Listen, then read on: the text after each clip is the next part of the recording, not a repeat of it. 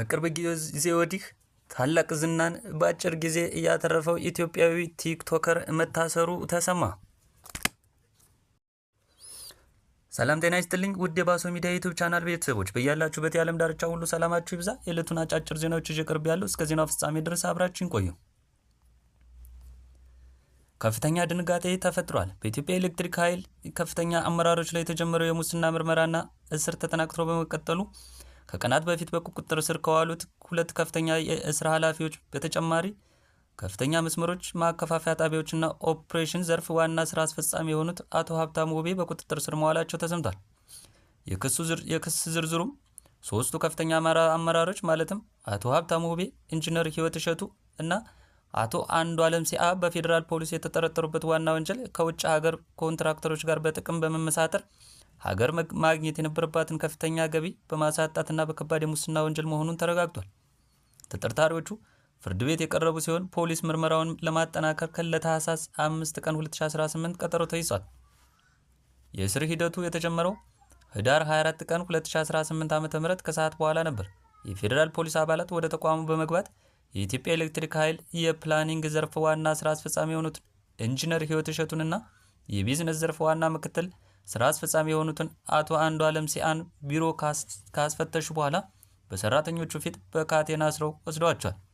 ጉዳዩን ይበልጥ አነጋጋሪ ያደረገው ደግሞ እስሩ የተፈጸመው ተቋሙ የጸረ ሙስና ቀን ለማክበር ዝግጅት እያደረገ በነበረበት ዋዜማ ላይ መሆኑ ነው።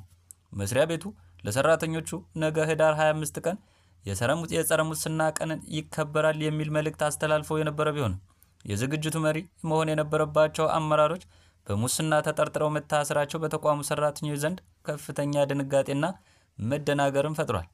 በዚህ የሙስና መረብ ውስጥ እጃቸው አለ ተብለው የተጠረጠሩ ሌሎች ተጨማሪ የስራ ኃላፊዎች የሚፈለጉ ሲሆን እስሩ ወደ ሌሎችም ዘርፎች ሊስፋፋ እንደሚችል ተመላክቷል። ፖሊስ ጉዳዩን በምርመራ እያጣራም እንደሆነ መረጃውን ተነግሯል። ፖሊስ ቲክቶከር አዶናይን ያሰረበትን ምክንያት ይፋ አደረገ። የኢትዮጵያ ፌዴራል ፖሊስ አዶናይ ብርሃነ ኃይለ ሚካኤል በተባለ ተጠርጣሪ ታህሳስ 1 ቀን 2018 በቁጥጥር ስር አውሎ ምርመራ እያጣራ መሆኑን ገለጸ።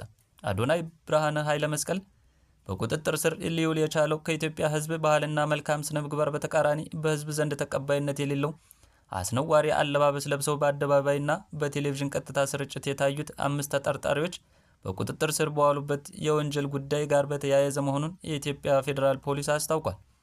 እውቅናና ገንዘብ ለማግኘት ብቻ በማሰብ ሚዲያዎችን ኃላፊነት በጎደለው አኳኋን እየተጠቀሙ በተለይ ወጣቱ ትውልድ በመልካም ስነ ምግባር ተቀርጾ ሀገርን የሚጠቅሙ ተግባራትን እንዳያከናውንና በተቃራኒው በትውልዱ ላይ እርካሽ ባህልን ለመጫን የሚደረገው ተግባር ለመከላከል የኢትዮጵያ ፌዴራል ፖሊስ የጀመርኩትን ምርመራ አጠናክሬ እቀጥላለሁ ብሏል። የዕለቱ አጫጭር ዜናዎች እነዚህን ይመስሉ ነበር። ለቻናሉ አዲስ ከሆናችሁ ሰብስክራይብ